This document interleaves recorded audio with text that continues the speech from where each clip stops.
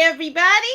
Welcome to a special edition of Pjammalyfe. And today we have special guest, the Superpower Dare Die team. Hey, Hey. say hey to Hello. the people, fellas. Hey, How you everyone. going? They're here to join us to talk about our new movies this week, along with our favorites. Say hey to the people, our guru of all things Marvel, Patrick. Say Oh, hey. I guess that'd be me. Okay. Hey, everybody. Glad to see you. And the professor of all things Star Wars. Say hey to the people, David. Hey, Welcome everybody. back. Thank you. It is great to be back. I am so excited to talk with all of you tonight about these fun shows. The Force is with us tonight, and I'm looking forward to getting back with you guys. This is going to be fun. Well, first, before we jump in, why don't we have the Superpower Dare Die team introduce themselves and tell us a little bit about what they're doing? Okay. Do you want to talk, Rick, or do you want me to talk? You can go. Okay, so I'm Peter. This is Rick. We have a YouTube channel called the Superpower Dare Die Team, where we also review movies and TV shows, and we also do trailer reactions and some song reactions and all sorts. So if you enjoy what we have to say today, please go over there and subscribe to us. And if you're here watching because you've come from our channel, because we're going to advertise this on our channel, please subscribe to Pjammalyfe as well.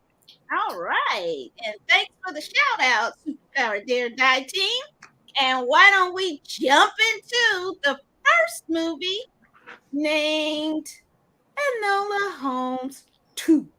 Let's check it out. Enola Holmes. Yes. I come to the right place then.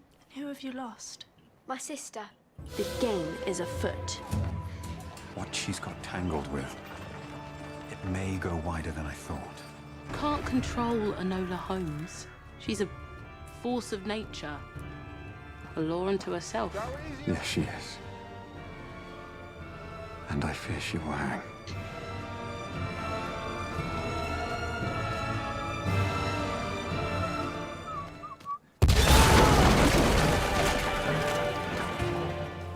You're a good detective, Enola Holmes. Oh, wow. This is a new, another Millie Bobby Brown tour de force. Patrick, what do you think of Enola Holmes 2? Absolutely delightful. It was wonderful. It was paced properly. Great stuff. The comedic notes were just perfect. And actually, the breaking of the fourth wall was a lot more natural than it was in She-Hulk. Yeah. Really, really well done. All the characters, they had some star power there. Helena Bonham Carter being as quirky and fun as she always is anymore.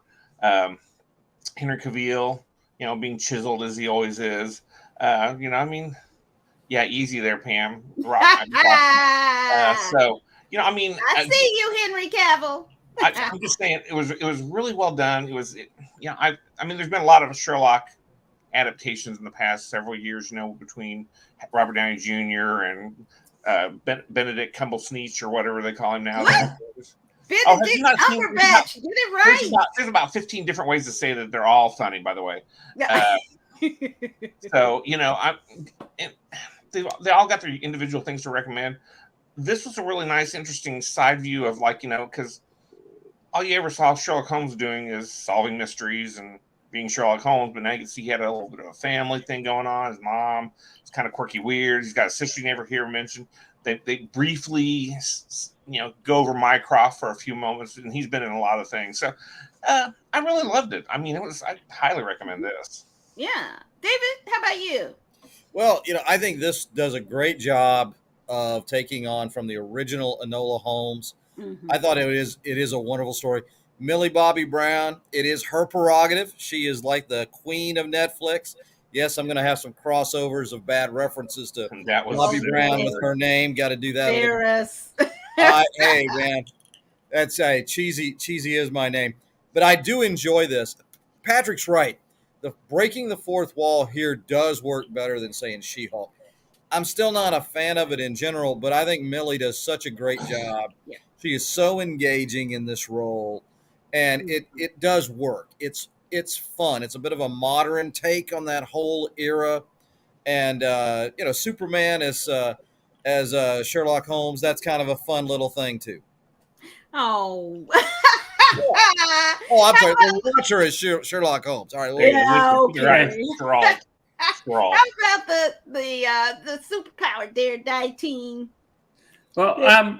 I said Yeah. before that I didn't. This is the one I didn't get a chance to get to watch, but I did watch most of the first one before I fell asleep. But that's not because I wasn't enjoying it, because I think Patrick said it best. It's delightful. It's just such a.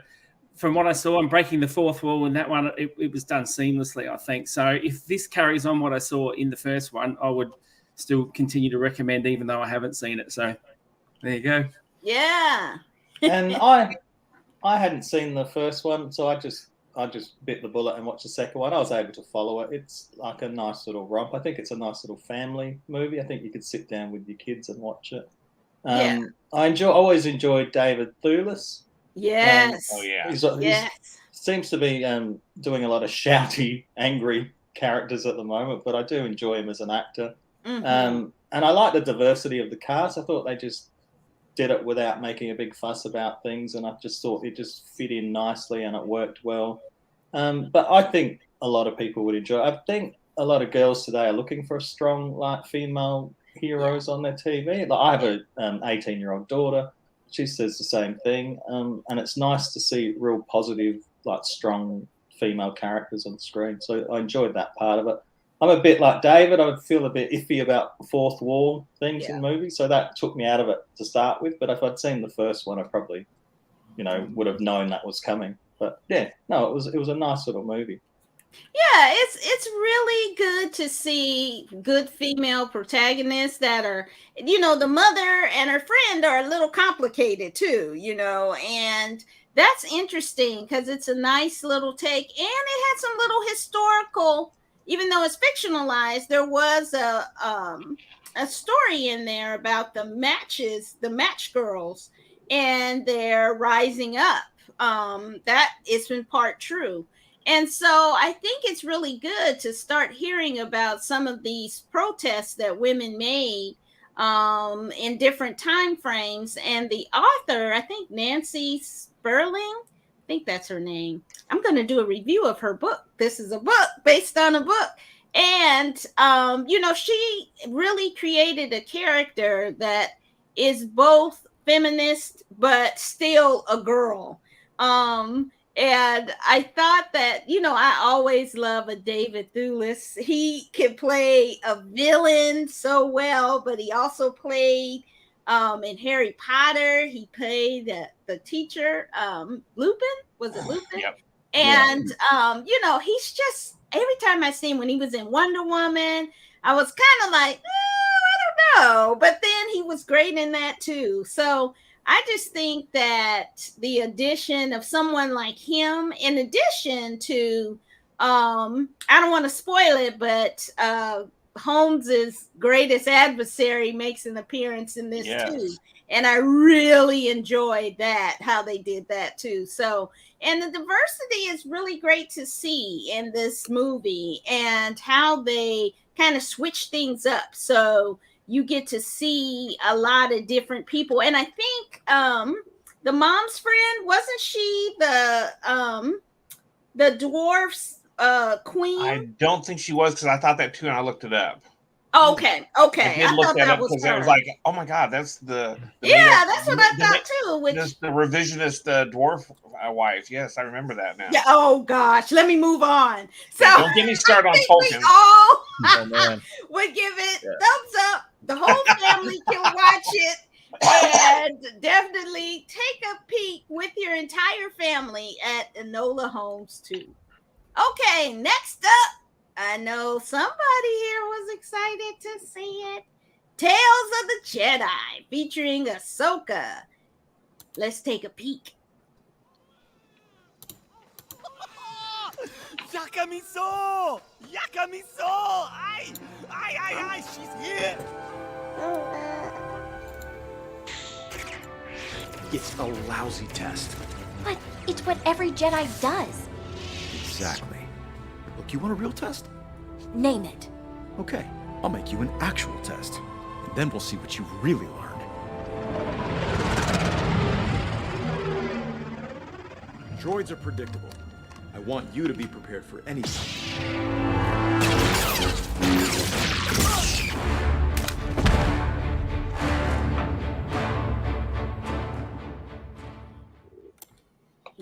We gotta go to our professor of all things Star Wars. What you thinking, David?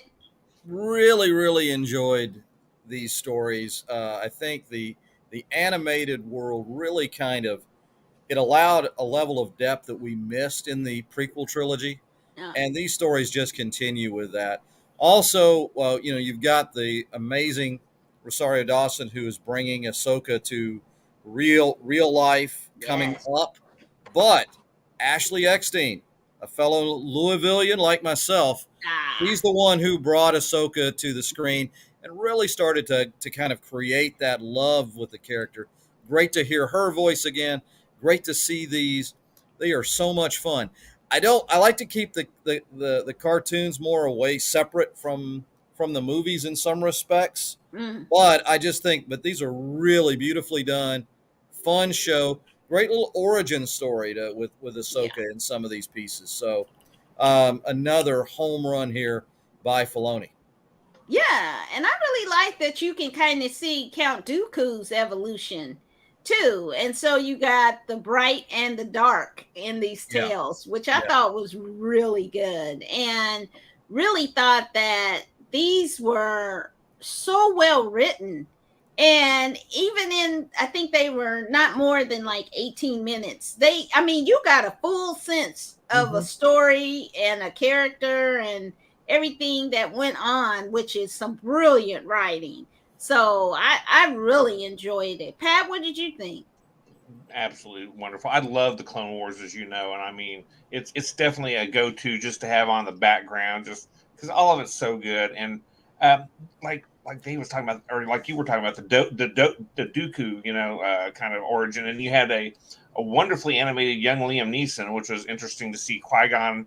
In his 18s or 20s or whatever age he was supposed to be, but really good stuff though. Because they do such a great job with that stuff, and it makes me long for more of the Clone Wars, more of the Bad Batch. Let's get some more of that. I know that's coming up before too long, but you're getting that stuff was so good. It really was. Some of them were kind of orientated towards kids, and little puff pieces, but overall, man, the whole storyline was great, and you see it come through. And if you go into Rebels and still like that, great stuff. I did love this so much. I can't tell you how much I watched all in one sitting. Just sat down and watched it end to end to end. Yeah, it wasn't hard to just do them all at once because they're short. So but I was just riveted by all of them, and we got to see Yaddle, right? So I didn't even know about that character. Maybe you guys would know about it, but Peter and Rick, what did you all think? You can go first this time, Rick. All right, I'm going to burst everyone's bubble. So I grew up on Star Wars. I was 7, 8 when the first one came out, and I love the original series. And then the prequels came along, and it sort of soured my love for it. So I understand what all of you guys are saying, that these are really well done, but I think I might be just a bit Star Wars burnt out or Star Wars jaded because fatigue, of just the because of fatigue. Turn off his camera right away. He's got to go. He's out.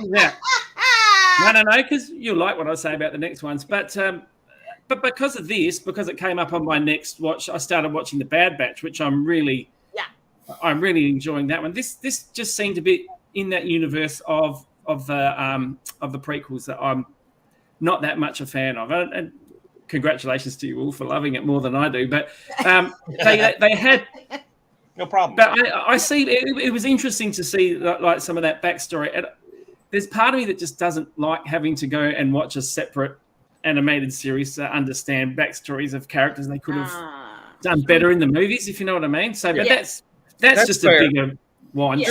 That's a fair point, though. I mean, it's the Clone Wars makes the prequels better, and so if you're already soured on them, I totally hear what you're saying on that, man. Yeah. But like, I'd still recommend it for people who love it, who's loving Star Wars. I'm just saying that's my opinion. So not shooting you all down.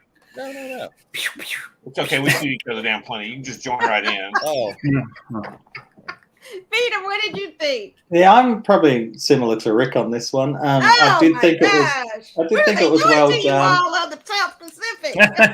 You're not welcome here again. Yeah, I So, love the original trilogy as well, and the prequels were really disappointing to me, and I haven't gone back and revisited them much. So I guess the prequel era is probably my least favorite of the Star Wars world. You like the last? Did you like the last? Yeah, that's the question. No, I did. I liked The Force Awakens, and the two I thought about it later, and the second two. Man, they're so cringy, so did not like terrible. Rick, Wrong, so wrong. Did you hated like the sequels. Rick? Hated the sequels. Yeah, Yeah, I thought The Force Awakens was fun, and that's It what I wasn't wanted bad. back in It Star had so Wars. much promise, and then they just got this. They put it in the toilet, and they pushed that plunger thing. Ah, the swirling here motion we came, go. and Yeah. right down there The in the Last human. Jedi is up there with Empire. It's Oh, one of you- the best. You're No, blasphemy. no, Blasphemy. No, it isn't. Tony, mute her. Heresy. I know she's your wife, but mute Listen, her. Y'all two are Last wrong. Jedi is horrible. Our Jedi team are 100% right about The Force Awakens is the best, but The No. Last The thing Jedi that and The Last sorry. Skywalker, perfect. No. I love them. The Can thing I just about the say- sequels to me, they robbed us of having Luke, Han, and Leia back together. Like on the Yeah. screen, yeah. that's Right. almost unforgivable to me. But back to Tales of the Jedi, like it was an interesting story. I did quite like Christopher Lee as Count Dooku in the prequels, so that was a bit of backstory. But yeah, I think I haven't watched the Clone Wars. I think my brother has recommended that I do watch You it. should. I really did like Rebels, but that's about as far as the animated series goes. But yeah, original trilogy. I like Rebels, and I love The Mandalorian. So that's my big 3 Star Wars. Yeah. Yeah, and I think this is something the whole family can enjoy, these stories. And but you do need to have some kind of knowledge of these new characters that were in the Clone Wars. So it is kind of heavily dependent on that. And I haven't finished Clone Wars yet. I'm still, I think, on the 4th season. So, but it was good to see this story and help you get ready for Ahsoka. Well, and the coming thing was next too that year. if you haven't watched the Clone Wars, you probably missed some important things. There were some things that they led into that you may have wondered when you watched it the first time, going, how did she know to do that? And you got to see some things here. They answered some questions, which I thought was nice. Yeah. So definitely, I think if you haven't, check out Tales of the Jedi, and then you might want to watch Clone Wars if you got the time. It's 7 seasons, so Yeah. I think It they made takes some new time. ones too. And then that leads us into this week's exciting episode of Andor. Let's take a peek. So here's what we'll do, Bix. I'll tell you everything I know to be true, and in doing so, perhaps convince you to cooperate without intervention. You're in my net, Bix. Are you a fish or are you a thief?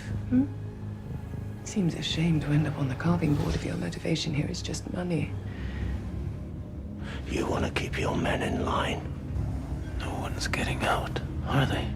Not after this. At least your friend is free. An Aldani connection would certainly amplify interest. Let's follow that up. You didn't question the mother?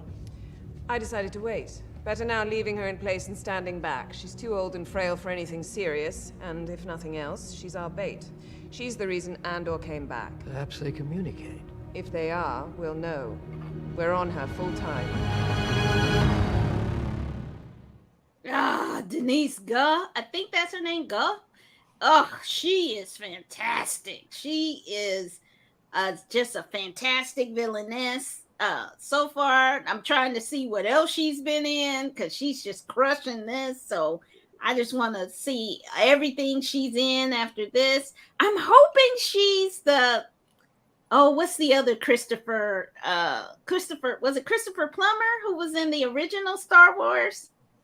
The one who said you may fire when ready. Peter Cushing. Oh, that's Peter Cushing. Peter Cushing, yes. I want her to be his daughter or something like that. Oh my God! They have the same kind of intonation to their voice, and so that would just be. We're not Palpatine in this stuff. No, just let her be bad on her own. No, I want her to be related. I think he's Palpatine's other daughter. No, just in case it just didn't. Separated. Just Kylo Ren's twins separated at birth. It'll be a Luke and Leia thing. Oh, here the same damn things over and over again. Stop. Well, maybe she'll choke somebody out with the Force. You don't need to do it with the Force. You just put her hands on it. That'd be okay. I'd be cool. David, tell us what you think. This show is so amazing. I think it's really and truly the best thing I've seen on television, period, probably over the last year. I love the world building that we're seeing here. It's it's so much more expansive. If you're tired of going to Tatooine, Andor is your Star Wars because it shows you how big the galaxy is. The exposition that they use in this show, the purposefulness of the dialogue is just tremendous to me in how they explain things out. If you're wondering why, there's not that many people who go to see the Eye on Aldhani, and they'll explain it's like there's not a lot of them anymore. There are only a few of them here. It's not that this is a TV show and we don't have a budget for a bunch of extras. Don't think about it like that. Here's some thinking behind it. This show is just so incredibly well done. Diego Luna, really a great protagonist. Andy Serkis in the show. Oh, his line at the end. Yes. Oh, yes. It is just incredible Star Wars, and it is a gripping show. The Empire without Sith, without Jedi, without lightsabers, man, you're seeing a totalitarian regime at its height and all the negative trappings that go on with it that you want to fight. This is incredible storytelling. Yeah, Rick and Peter, what'd you guys think? I completely agree with David on this one. When I first started watching it, they did the first 2 or 3 episodes bunched up together in one. Like I went into this really not with a positive mindset because Andor was my least favorite character or my least favorite Star Wars movie. And I'm going, what can they possibly do with this? And the first 2 or 3, I was kind of going, nothing. But then there was a point where it just switched and I've just been engaged with it. And it's a slow burn, but it's clever. I'm actually loving the Andor character now. And like David said, the last scene in the episode that just had me pumping, like just fist pumping. So things are really going to start happening now. Like we switched stuff around. It's just and the prison they're in, that whole broken future prison where there are the red lines you can't walk on there. It's all of it. All that world building is done so well, and you actually feel the claustrophobia of that set of the prison that they're in. That's a good point. So, but I'm loving it. I'm absolutely loving it. Can't wait for the next episode. Yeah, Peter, how about you? Yeah, I'm actually not as big on it as you guys are. I think it's really well done. I think it's good sci-fi, but I don't know if it's good Star Wars. Like it doesn't feel that Star Warsy to me. Like there was an episode, like last episode, where some stormtroopers showed up, and I actually was a bit surprised to see stormtroopers. It didn't feel like Star Wars. I just think, like for me personally, the more they expand the Star Wars universe, the more it seems like Earth 2022 rather than like a galaxy far, far away. Because you've got all the office politics and stuff, and I know they've got to do something. But even though I think that's really well done and it's well acted and it's a good storyline, it just doesn't feel like Star Wars to me. I think Star Wars was a lot more simple. Like there wasn't so many complications. Like to get a promotion in the original trilogy, you just had to wait for Darth Vader to force choke someone, and then you went up. Like it wasn't all this like office politics. But this is a good show. I can see it's a good show, and like I still want to see what happens. But I'm just not probably loving it. And I know so many people are loving it, and I wish that I was in that boat. But it's just there's something not there for me. But yeah, so it is good.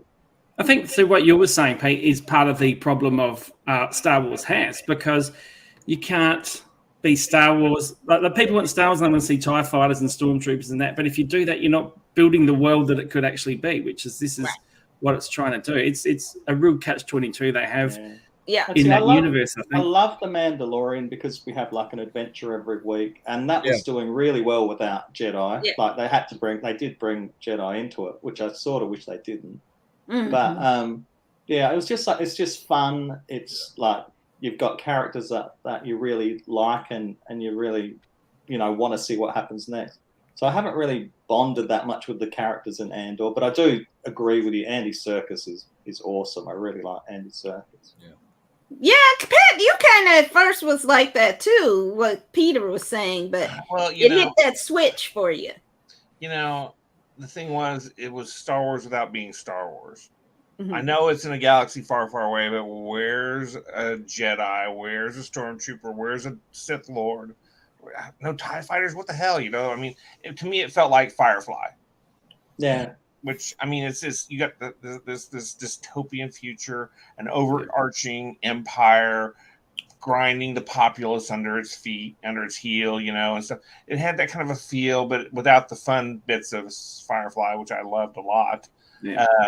But yeah, it drags you in a little bit more and a little bit more every time. But there are Jedi somewhere at this timeline. Darth Vader's still running crap underneath Emperor Palpatine, 2 Sith Lords. It's all there. It's just not the focus. It's in the background. Yeah. Right. Good, because you're getting to see some of the other stuff. And I can't remember if it was Peter or Rick that said that they did not like Rogue One. Rogue One was a great movie. It's top 3 of the Star Wars set. You're wrong if you think that super good. It was super Dang, good. Pat, you could ease him into it a little bit. Let the guys why do Americans have to be so hostile when we talk about our stuff, man? We all agree to disagree. Come on. Step in the ring. There's going to be some punches thrown. I'm just saying. No, I can defend that, by the way.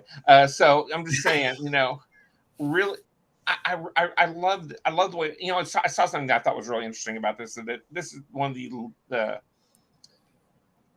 most poor rated Star Wars series they put out, but yet it's the most critically acclaimed, which says a little bit about maybe the Star Wars fans to a certain extent, that they're maybe not sophisticated or whatever, but at the same time, I love both of them. I love Star Wars, and I think this is really good. Yeah, because I can appreciate the story for what the story is. But I understand that you can't always be focused on Palpatine and the Skywalker clan. So, good stuff. I really enjoy it. And Serkis is so good to see him, without makeup on or being a CGI somebody. Yeah. Really great actor. He's very strong. I forget how handsome he is, but when he was in The Last Jedi, how just swarmy as Snoke, just how evilly was that him? Was. God, he's just so terrible because I don't even know. Listen. The only thing I know him from in real life, the only thing I've seen his face was in Black Panther. Yeah, that one too. And he has CGI arms, so move on. Yeah. But I think that what I really appreciate about this show is a look at how fascism and totalitarian regimes operate. And how insidious they are at the beginning, and then they just keep pushing it and pushing it and pushing it till everything's horrible. Right. So it's kind of a cautionary tale too for us around the world to be careful about little stuff that doesn't seem that bad until it's horrible and you have no freedom whatsoever. So but definitely this one is super exciting, and now you see because I was like, a prison break. I wasn't expecting it, but now I'm like, forget them guards, kill them all and get out. But I'm like, how are they gonna escape? So it always leaves me with questions about what's coming next. So it's only two more episodes left. Right. And only one more season after this. It's not, they've already said it's not going to have a third season or more. So this is going to be, the cliffhanger on this one has got to be incredible. But I think the Prison Break will be good too, because the way they did on the when they did the ambush on, I can't remember, the Aldani, and so there was a lot of people involved in that. And what I liked about it, that a lot of those people just got killed, died without any fanfare at all. It was just like, here's a bunch of rebels here to take it out. These are the ones that made it back. There was no big, massive death scene for a guy that had been introduced as a sort of, not a leading character, but he's there, and they're all just wiped out. And that gives the Prison Break a little bit more tension, because maybe they're not all, they're not all going to get out. Right. One is. Yeah. He's getting out. George R. R. Martin might be ghostwriting this. You never know. Yeah, and that was a really risky thing to do, because you came to care about those characters, and then poof, they were gone. Yeah. That was it. So I do want to say this though, real quick. Though Peter made a great comment, I think, in terms of the Mandalorian, and you kind of compare and contrast. I do think, especially season 1 of the Mandalorian, it really captured the fun of Star Wars, and I think I really applaud Favreau for that. I think, because again, some of us like the sequels, some of us really didn't like the sequels, but I think Favreau kind of like brought people back together and says, this makes everybody happy. And so I think there's something really entertaining and fun with that. This one, again, this is a little new, a little different than that. Obviously, it's a little bit more serious, a little darker. The Brian Daley novels, I don't know if you guys have ever heard, is a late great writer who wrote 3 Han Solo novels, expanded universe, right after the original Star Wars. So this was actually some of the first expanded universe that you see. He didn't have a lot to work with, and there's some similarities there with Andor and like the corporate bad guys and things, and some other of the criminal underworld. And I think it has that kind of an echo, which really speaks to my heart. One of the reasons why I love this show so much. But at any rate, but definitely, I think it's something that has so many layers to it that they can just go so many places but they only have 14 more episodes, for the entire run of it. So man, I can't wait to see what happens next week. And we're gonna wait to have Peter and Rick back with us again. Anything you guys want to share with us about your show, where we can find it, what you're reviewing next? Well, we just Google the Superpowered Jedi team, or look it up on YouTube. We're probably going to do the Avatar trailer next as a reaction video. Yeah, we're doing a bit of short stuff at the moment. And we've got a couple of reviews to release. We've got Thor: Love and Thunder that should be coming out soon. And what was the other movie we looked at? What was that? What was it called? That was Lou. Yeah, that was a Netflix thing. So they're in the can, but we haven't released them yet. So I'm happy to come back on. You can take pot shots at me about my favourite Spider-Man movie, Amazing Spider-Man 2. And we're also happy for you guys to come on our show as well. Like, we have guest reviewer. We've had one guest reviewer so far, but it's something that we wanted to do. So our idea is that our guest picks a movie. Maybe you could pick Rogue One, and we'll have a discussion with Rick about it. So, yeah, we'd be more than happy for you guys to come on and be a guest on our show at some point too. Be cool. Oh, great. And if you pick Rogue One, we'll have to have the boxing bell go ding ding, and these two will bring their boxing. We can go with the Tolkien stuff. That'd be better, man. Let's do Tolkien. Come on, man.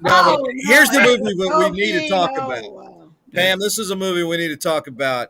You brought, we've increased our numbers. What I think you're gonna say. You know where I'm going. You better not. Peter, tell me, what do you think of the movie Mortal Kombat? Oh, I haven't seen Mortal Kombat. Oh, it was made. You were missing out. The recent one that was made the here. New one or the older one?